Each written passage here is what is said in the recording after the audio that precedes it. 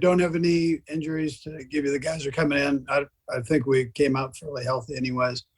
I thought, listen, I thought ended up being a good game for us, a good win for us.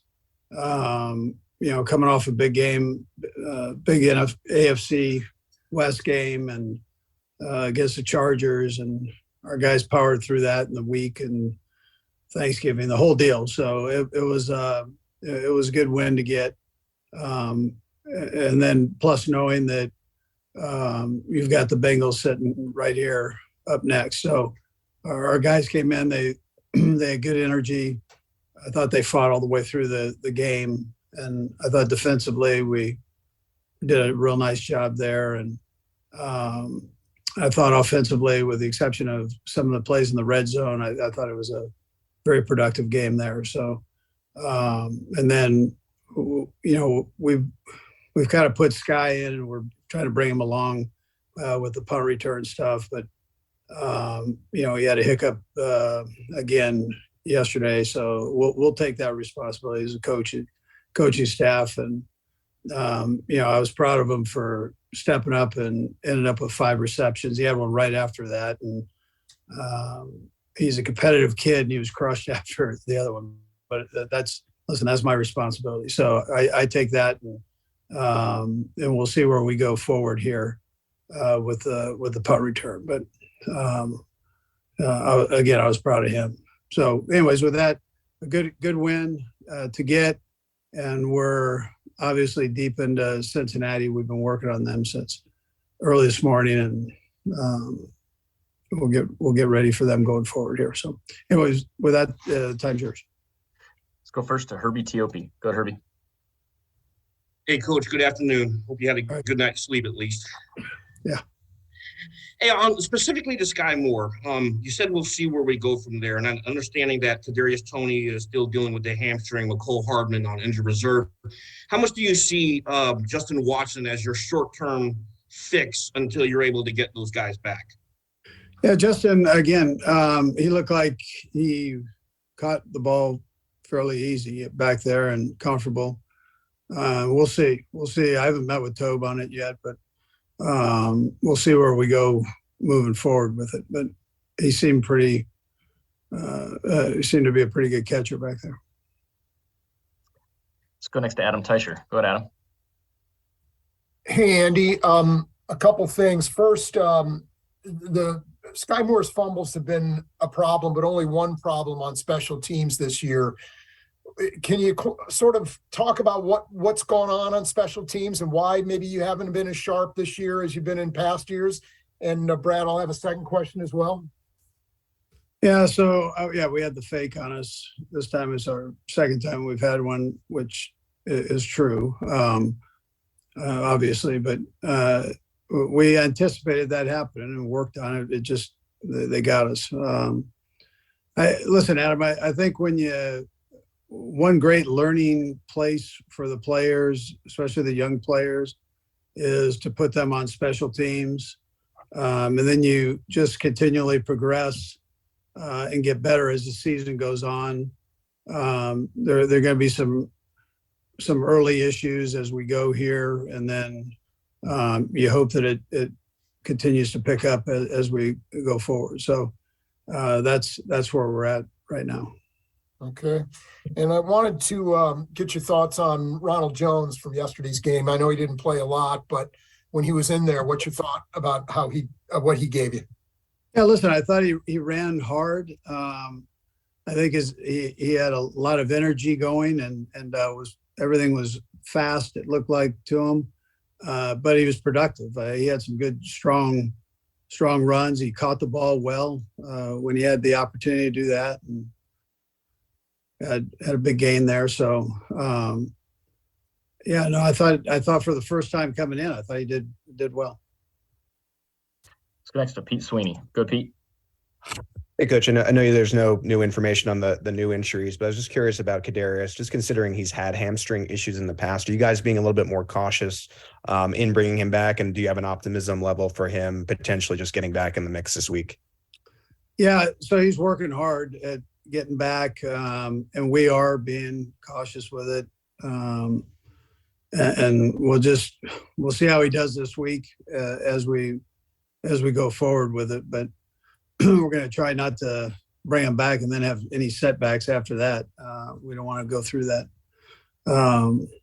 So we'll see. We'll just see how it goes. Probably Pete is I'd tell you day to day, and we'll just see where he's at. Let's go next to Aaron Ladd. Go ahead, Aaron. Coach, I remember Frank telling us in training camp that you all are both LA boys, and y'all sat down and had a conversation at the end of last year that basically culminated to, we think you're a better player than what you put on tape. What have you seen him come in and do this year, especially with a new mindset? Yeah, I think he's been on a mission to to play well, and I think that's what's taking place. I mean, he's relentless and he's got a great attitude. So I think he's back to the Frank that we saw in that first year, and maybe even a little better. So, but he's playing very well, I think. Go next to Seren Petro. Go ahead, Seren. And Brad, I'll have a follow up. Coach, you've had great success with special teams here and in your career. Dave is, arguably the best that's ever been. Have you ever seen it go this wrong? And do you have any, is this a roster? Hey, we had to, churn through, we're missing Dan Sorensen. Are there any reasons why it seems that there have been so many issues that when your guys' track record says that this really shouldn't happen? Yeah, I think Seren, I think we're playing a number of young guys. We're anticipating things to get better. We've gotten better in some areas. So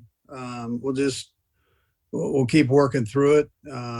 As far as the returner thing goes, I've been through that before.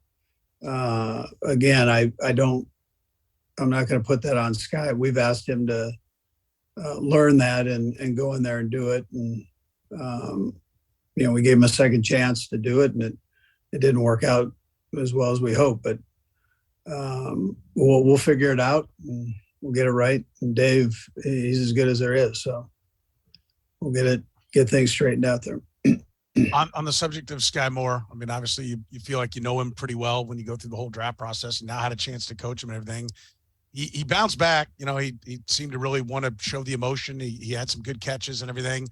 Do you know that that's how he bounced back? Is there a fear that, hey, if this gets out of hand, we could maybe lose this guy? He loses his confidence. Maybe it becomes a thing catching the ball. Did you have any fear on that front after you saw that punt go through his hands? Well, listen, he was upset at himself, and so you never know. Until you get the guy here. We'd heard that he was a competitive kid, but you don't know until you stick him in front of 70,000 people in the National Football League at the highest level, that how they're going to respond. And so, I was proud of him for stepping right up and going. He had like I said, he had some nice plays for us there. Looks like we got three more. We'll go right down the line, starting with Sam. Go ahead, Sam. Hey, Andy. I wanted to ask you about the touchdown that Travis scored on. How much of that route is exactly how it appeared in the play, and how much of that is just him deciding improvisation there?